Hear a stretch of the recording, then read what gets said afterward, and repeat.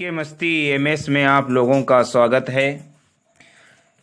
हम लोग 8वां टॉपिक पढ़ चुके थे, विविध प्राचीन भारत। आज 9वां टॉपिक, पूर्व मध्यकाल 650 ईस्वी से 1206 ईस्वी तक।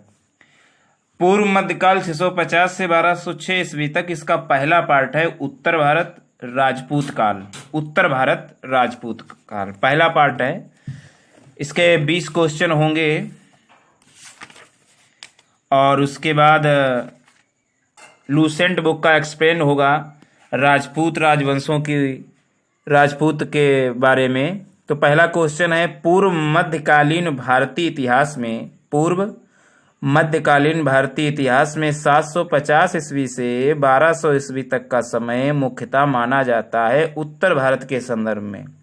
तो इसमें सही क्वेश्चन होगा राजपूत काल माना जाता है। 750 से 1200 ईस्वी तक का समय मुख्यतः माना जाता है उत्तर भारत के संदर्भ में राजपूत काल। तो ये तो पहला क्वेश्चन हुआ। अब देखते हैं राजपूत काल के बारे में। तो लूसेंट में 24वां टॉपिक है राजपूत राजवंशों की उत्पत्ति।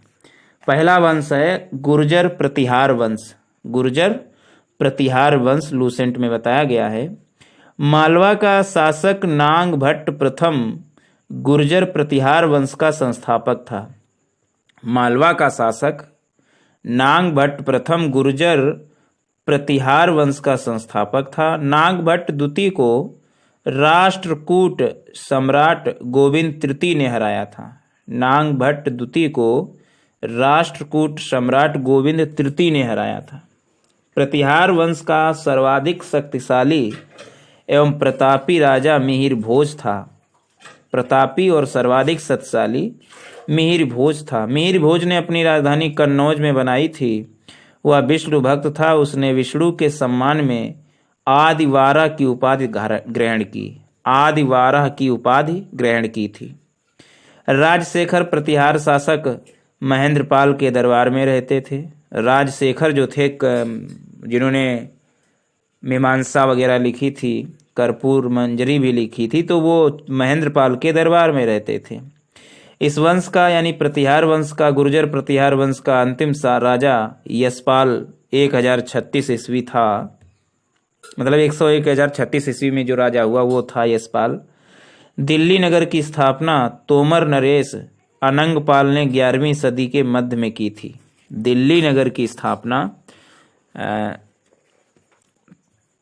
तोमर नरेश अनंगपाल ने 11वीं सदी के मध्य में की थी। तो ये तो गुर्जर प्रतिहार वंश। अगला है गहेड़वाल राठौर राजवंश। गहेड़वाल राठौर राजवंश। गहेड़वाल वंश का संस्थापक चंद्रदेव था। इसकी राजधानी वाराणसी काशी थी। इसकी राजधानी वाराणसी काशी थी। इस वंश का सर्वाधिक शक्तिशाली राजा गोविंद चंद्र था। इसका मंत्री लक्ष्मीधर शास्त्रों का प्रकांड पंडित था। लक्ष्मीधर जो था शास्त्रों का प्रकांड पंडित था, जिसने कृत्य कल्पतरु नामक ग्रंथ लिखा था। लक्ष्मीधर जो शास्त्रों का पंडित था, इसने कृत्य कल्पतरु नामक ग्रंथ लिखा था। गोविंद चंद्र की एक रानी कुमार देवी ने सारनाथ में धर्मचक्र जिन विहार बनवाई। पृथ्वीराज तृतीय ने स्वयंवर से जयचंद की पुत्री संयोगिता का अपहरण कर लिया था। पृथ्वीराज तृतीय ने स्वयंवर से जयचंद की पुत्री संयोगिता का अपहरण कर लिया था। इस वंश का अंतिम शासक जयचंद था, जिसे गौरी ने 1194 ईस्वी के चंद्रावर युद्ध में मार डाला। 1194 ईस्वी के युद्ध में चंदावर के युद्ध में मार डाला। तो ये तो था गहेड़वाल राठौर राजवंश। अगला है चाहमान या चौहान वंश। चाहमान या चौहान वंश। देखिए, चौहान वंश का संस्थापक वासुदेव था। इस वंश की प्रारंभिक राजधानी अहिछत्र थी। बाद में अजय राज द्वितीय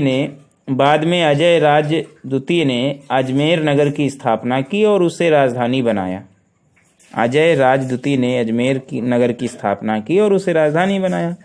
इस वंश का सबसे शक्तिशाली शासक अरुणो राज्य के पुत्र विग्रहराज चतुर्थ इस वंश का सबसे शक्तिशाली शासक अरड़ो राज्य के पुत्र विग्रहराज चतुर्थ विसलदेव 1153 से 1163 ईस्वी तक हुआ, जिसने हरिकेल नामक संस्कृत नाटक की रचना की।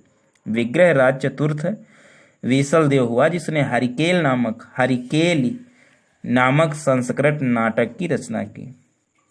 नेक्स्ट पॉइंट है, सोमदेव विग्रहराज चतुर्थ के राजकवि थे। सोमदेव जो थे वो विग्रहराज चतुर्थ के राजकवि थे। इन्होंने ललित विग्रहराज नामक नाटक लिखा। अढ़ाई दिन का झोपड़ा नामक मस्जिद शुरू में विग्रहराज चतुर्थ द्वारा निर्मित एक विद्यालय था। अढ़ाई दिन का झोपड़ा जो था है मस्जिद, ये विग्रहराज चतुर्थ द्वारा निर्मित एक विद्यालय था। पृथ्वीराज तृतीय इस वंश का अंतिम शासक था। चंद्रवरदायी पृथ्वीराज तृतीय का राजकवि था, जिसकी रचना पृथ्वीराज रासव है। रणथंभौर के जैन मंदिर का शिखर पृथ्वीराज तृतीय ने बनवाया था। और तराइन का प्रथम युद्ध 1191 ईस्वी में हुआ, जिसमें पृथ्वीराज तृतीय की विजय एवं गौरी की हार हुई। और जब तराइन का द्वितीय युद्ध 1192 ईस्वी में हुआ, इसमें गौरी की विजय और पृथ्वीराज तृतीय की हार हुई। अगला है परमार वंश। परमार वंश का संस्थापक उपेंद्र राज था। कौन था? उपेंद्र राज। इसकी राजधानी धारा नगरी थी। प्राचीन राजधानी उज्जैन थी, लेकिन अब धारा नगरी थी। परमार वंश का सर्वाधिक शक्तिशाली शासक राजा भोज था।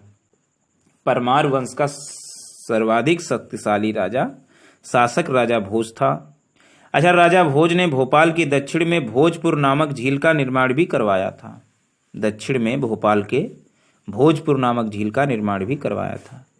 नैषधीय चरित के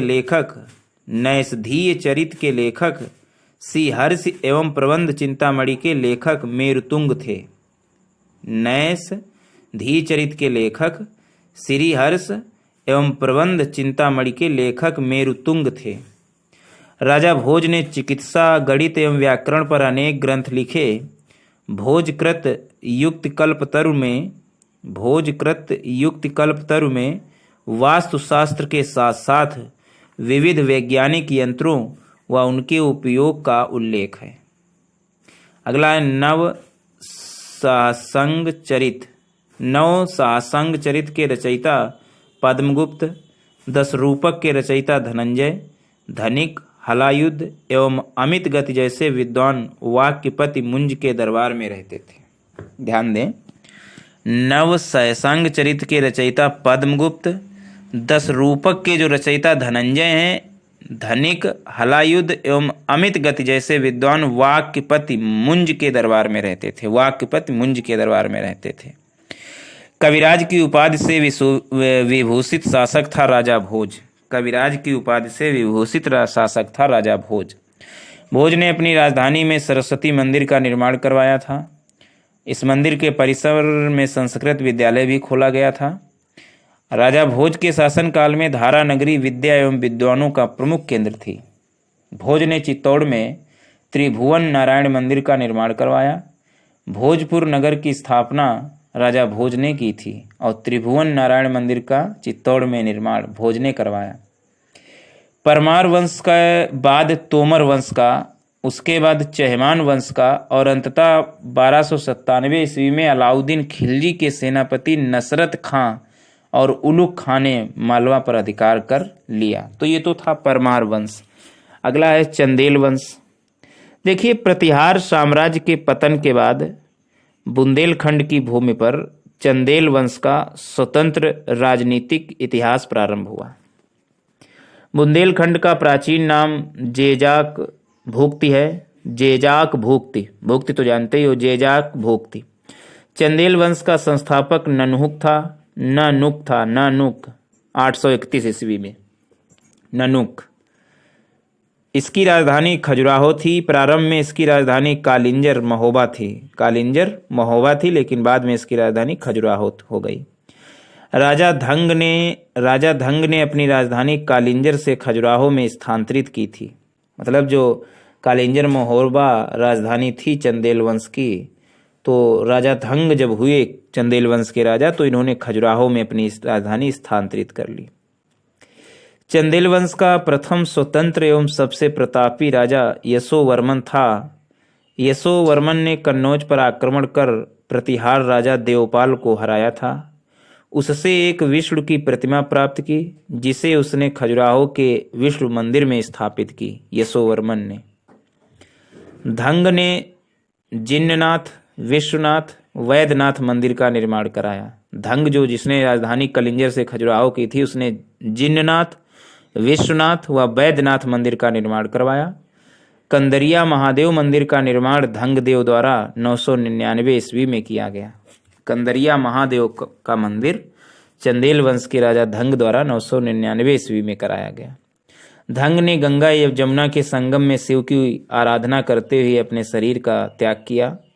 चंदेल शासक विद्याधर ने कन्नौज के प्रतिहार शासक राजपाल की हत्या कर दी, क्योंकि उसने महमूद के आक्रमण का सामना किए बिना ही आत्मसमर्पण कर दिया था। चंदेल वंश शासक विद्याधर ने कन्नौज के प्रतिहार शासक राजपाल की हत्या कर दी थी, क्योंकि महमूद के आक्रमण का सामना किए बिना ही आत्मसमर्पण कर दिया था उसने। विद्याधर ही अकेला ऐसा भारतीय नरेश था जिसने महमूद गजनी की महत्वाकांक्षाओं का सफलतापूर्वक प्रतिरोध किया। चंदेल शासक कीर्तिवर्मन की राजसभा में रहने वाले कृष्ण मिश्र ने प्रबोध चंद्रोदय की रचना की थी। प्रबोध चंद्रोदय की रचना कृष्ण मिश्र ने की थी, कीर्तिवर्मन की राजसभा में रहने वाले। इन्होंने महोबा के समीप कीर्ति सागर नामक जलाशय का निर्माण कराया। किसने? कृष्ण मिश्र ने। कीर्तिवर्मन की राजसभा में रहने वाले कृष्ण मिश्र ने प्रबोध चंद्रोदय की रचना की, और इन्होंने महोबा के समीप कीर्ति सागर नामक जलाशय का निर्माण भी करवाया कीर्तिवर्मन ने। आला उदल नामक दो सेना नायक परमरदेव के दरबार में रहते थे। परमरदेव के दरबार में रहते थे, जिन्होंने पृथ्वीराज चौहान के साथ युद्ध करते हुए अपनी जान गंवाई थी। चंदेल वंश का अंतिम शासक परमरदेव ने 1202 ईस्वी में कुतुबुद्दीन ऐबक की अधीनता स्वीकार कर ली। इस पर उसके मंत्री अजय देव ने उसकी हत्या कर दी। मंत्री जो उसका था अजय देव ने उसकी हत्या कर दी। तो ये तो था चंदेल वंश। अगला है सोलंकी वंश अथवा गुजरात के चालुक्य वंश। तो ये वाला टॉपिक उसमें आएगा, सोलंकी वंश और गुजरात के चालुक्य वंश वगैरह, है ना, क्योंकि अभी इसके बाद पूर्व मध्यकाल दक्षिण भारत वाला आएगा। तो यहीं तक रखिएगा, क्योंकि यही है राजपूत काल उत्तर भारत का। तो क्वेश्चन देखते हैं दूसरा। 712 ईस्वी में सिंध पर अरबों के आक्रमण के समय, जब 712 में अरबों के आक्रमण हुए तो वहां का शासक कौन था? तो सिंध पर जब 712 में अरबों का आक्रमण हुआ तो वहां का शासक जो था वो दाहिर था। कौन था? दाहिर। तीसरा क्वेश्चन, सर्वप्रथम भारत में जजिया कर लगाने का श्रेय सिंध के विजेता मोहम्मद बिन कासिम को दिया जाता है। जजिया कर लगाने का श्रेय सिंध के विजेता मोहम्मद बिन कासिम को दिया जाता है। उसने किस वर्ग को इस कर से पूर्णतः मुक्त रखा था? तो ब्राह्मणों को। मुसलमानों पर भी लेता था, बौद्धों पर भी, निम्न जाति के लोगों पर भी, लेकिन ब्राह्मणों पर नहीं लेता था मोहम्मद बिन कासिम जजिया कर। चौथा क्वेश्चन, किस ग्रंथ के उल्लेख के आधार पर यह माना जाता है कि मलेच्छों के अत्याचार से त्रस्त होकर महर्षि वशिष्ठ ने अत्याचारियों के विनाश हेतु आबू पर्वत पर एक यज्ञ किया एवं यज्ञ के अग्निकुंड से 4 राजपूत कुलों परमार, चालुक्य या सोलंकी, प्रतिहार एवं चौहान का जन्म हुआ? तो ये बात लिखी हुई है पृथ्वीराज रासो ने। पांचवा है ढिलिक्का यानी दिल्ली। ढिलिक्का दिल्ली को कहते हैं। ढिलिक्का दिल्ली नगर की स्थापना की थी प्रतिहारों ने, परमारों ने, तोमरों ने या चौहानों ने? तो सही ऑप्शन है तोमरों ने। किसने की थी? तोमरों ने की थी। और कौन तोमर? तोमर वंश का शासक, परमार वंश के बाद तोमर वंश का जो शासक हुआ जिसका नाम था अनंग, इसी ने दिल्ली की, अनंग तोमर, उसी ने जो है दिल्ली नगर की स्थापना की थी। अगला है छठवां, उस शासक का नाम क्या है जिसने विजय स्तंभ का निर्माण कराया? तो उस शासक का नाम है जिसने विजय स्तंभ का निर्माण कराया राणा कुंभा। राणा कुंभा। सातवां क्वेश्चन, भारत पर पहली बार आक्रमण करने वाला कौन था? तो अफगान था, न मंगोल था, कि अरब था, कि तुर्क था? तो पहली बार आक्रमण करने वाला अरब था। 8वां क्वेश्चन, पृथ्वीराज रासो किसने लिखी? चंद्रवरदाई ने लिखी। 9वां क्वेश्चन है, प्रतिहार वंश की राजधानी, प्रतिहार वंश की राजधानी कन्नौज, चंदेल वंश की राजधानी खजुराहो, परमार वंश की नगरी धार और चालुक्य सोलंकी आलिंदवाड़ा। ये क्या है? ये राजधानियां हैं। प्रतिहार या परिहार कन्नौज, चंदेल खजुराहो, परमार पहले चंदेल की थी कालिंजर, फिर खजुराहो धंग ने की थी, परमार कौर धार और चालुक्य सोलंकी। तो ये तो हुए 9। 10वां क्वेश्चन, 1100 ईस्वी में निर्मित मंदिर जो भुवनेश्वर के अन्य मंदिरों पर प्रधानता रखता है, राजा रानी मंदिर या कंदेरिया का महादेव मंदिर या त्रिभुवनेश्वर लिंगराज मंदिर या मुक्तेश्वर। तो ये मंदिर है त्रिभुवनेश्वर लिंगराज मंदिर, त्रिभुवनेश्वर लिंगराज मंदिर। ये 1100 ईस्वी में निर्मित मंदिर जो भुवनेश्वर के अन्य मंदिरों पर प्रधानता रखता है। 11वां क्वेश्चन है, दिलवाड़ा मंदिर कहाँ पर स्थित है? तो आबू पर्वत पर स्थित है। 12वां है, खजुराहो स्थित मंदिरों का निर्माण किसने कराया? तो खजुराहो स्थित मंदिरों का निर्माण चंदेल राजपूतों ने करवाया। 13वां क्वेश्चन, लिंगराज मंदिर की नींव डाली थी किसने? तो लिंगराज मंदिर की नींव डाली थी नरसिंह देव ने, नरसिंह देव ने। 14वां क्वेश्चन, ययाति केसरी ने डाली थी। 13वां क्वेश्चन ये है, विजय स्तंभ कहाँ स्थित है? तो विजय स्तंभ जो है चित्तौड़गढ़ में। और लिंगराज मंदिर की नींव डाली थी आयाति केसरी ने। किसने? आयाति केसरी ने। 15वां क्वेश्चन है, सोमनाथ के मंदिर पर 1025 ईस्वी में महमूद गजनबी के आक्रमण के समय गुजरात का शासक कौन था? तो वहां का जो शासक था वो भीमदेव प्रथम था। कौन था? भीमदेव प्रथम था। 16वां, हिंदू विधि पर एक पुस्तक मिताक्षरा किसने लिखी? तो मिताक्षरा पुस्तक सभी जानते हैं, मिताक्षरा पुस्तक विज्ञानेश्वर ने लिखी। मिताक्षरा पुस्तक विज्ञानेश्वर ने लिखी। 18वां क्वेश्चन, ब्लैक पगोडा है। तो ब्लैक पगोडा जो है, ब्लैक पगोडा जो है,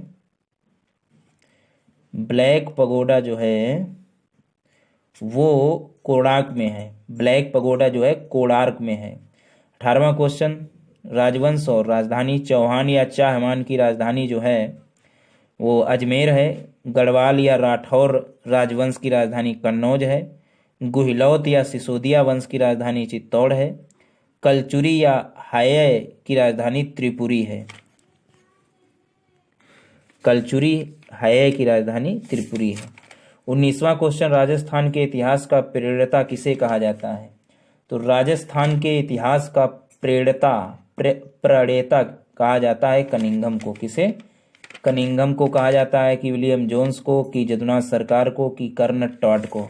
तो सही ऑप्शन है कर्नल टॉड को। कर्नल टॉड को राजस्थान के इतिहास का प्रणेता कहा जाता है। 20वां और लास्ट क्वेश्चन, राजवंश और राज्य क्षेत्र।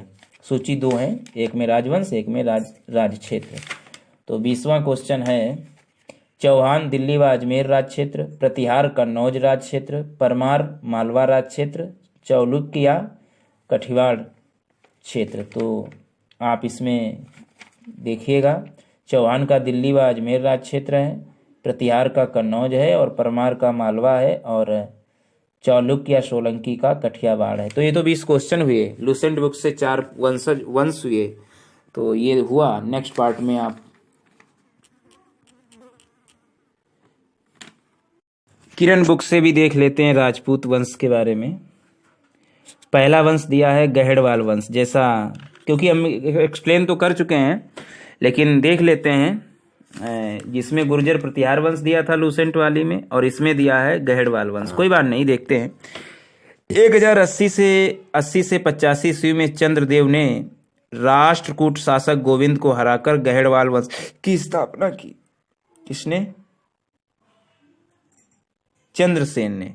चंद्रदेव ने 1080 से 85 ईस्वी में राष्ट्रकूट शासक गोविंद को हराकर गहड़वाल वंश की स्थापना की। जैसा कि बताया, इसकी राजधानी काशी या वाराणसी।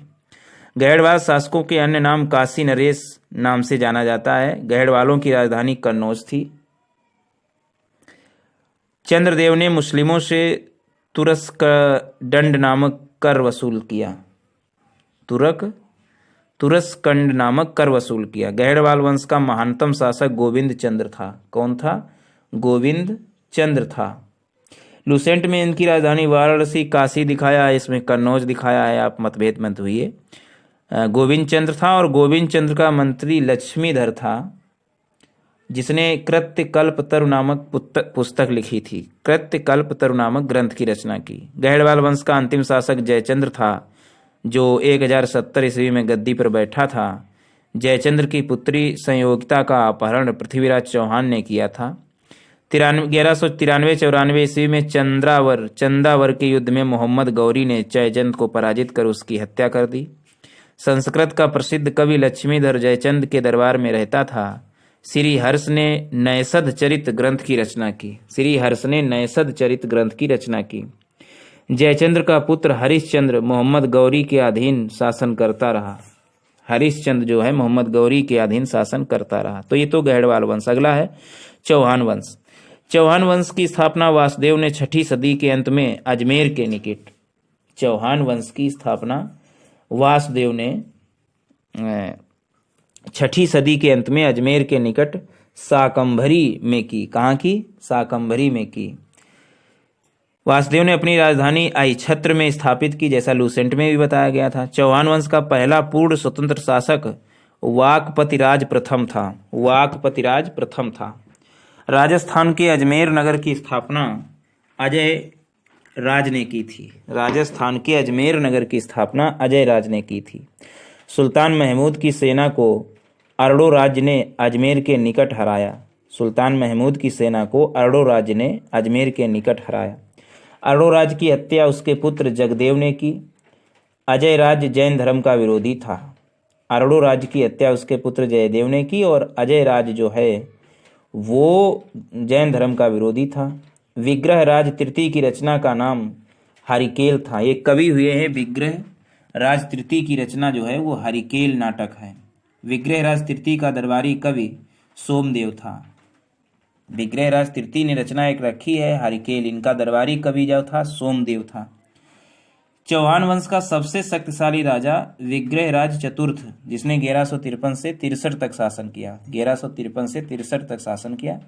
इसने तोमर राजाओं का हराकर दिल्ली पर अधिकार किया।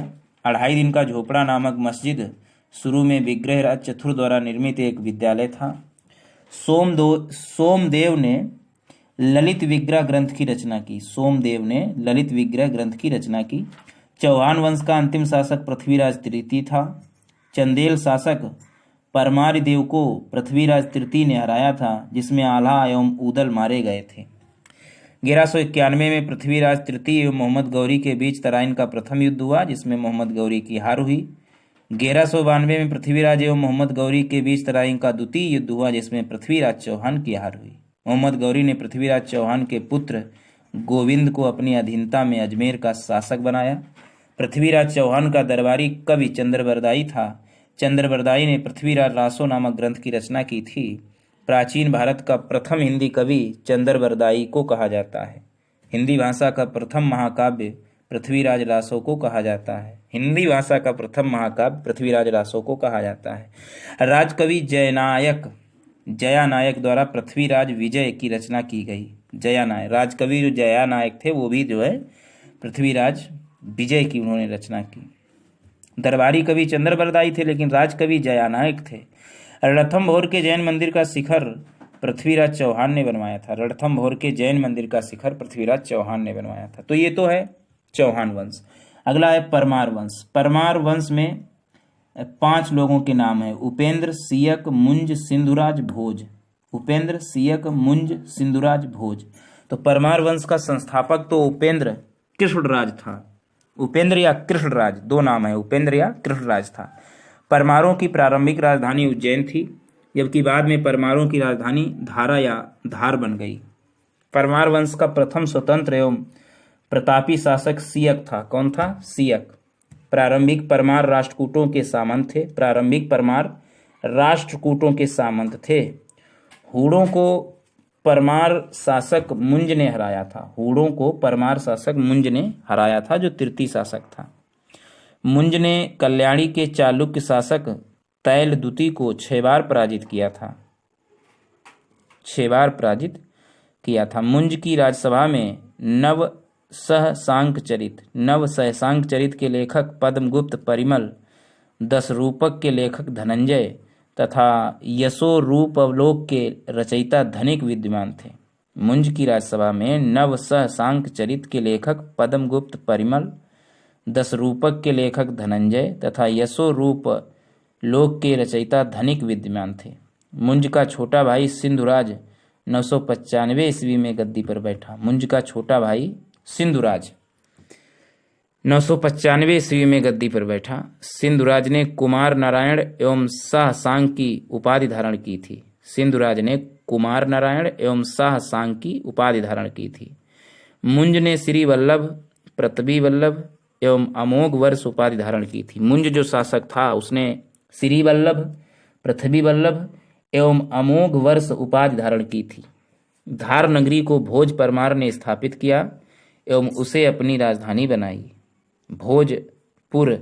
भोजपुर शहर तथा भोज सागर तालाब भोज परमार ने बनवाया।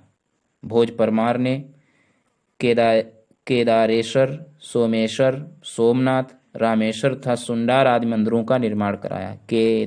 केदारेश्वर, सोमेश्वर, सोमनाथ, रामेश्वर तथा सुंडार आदि मंदिरों का निर्माण करवाया। भोज को कविराज उपनाम से भी जाना जाता है। भोज ने अपनी राजधानी में सरस्वती मंदिर का निर्माण करवाया था। भोज की रचनाएं जैसे समारांग सूत्राधार, सरस्वती कंठाभरण, सिद्धांत संग्रह एवं आयुर्वेद सर्वस्व है। भोज के समय साहित्य का मक्का धारा को कहा जाता था। भोज के समय साहित्य का मक्का धारा को कहा जाता था। अगला है जेजाक भुक्ति के चंदेल वंश। जेजाक भुक्ति पहले जेजाक भुक्ति थी उसका चंदेल वंश के शासक कुछ हैं, देखिएगा। ननुक, यशोवर्मन, धंगदेव, गंडदेव, विद्याधर, परमारदेव, वीरवर्मन द्वितीय। तो चंदेल वंश के अभिलेख बांदा, कालिंजर, खजुराहो, महोबा तथा अजायबगढ़ से मिले हैं। बांदा, कालिंजर, खजुराहो, महोबा तथा अजायबगढ़ से मिले हैं। चंदेल वंश का संस्थापक ननुंक था। चंदेलों की राजधानी खजुराहो थी।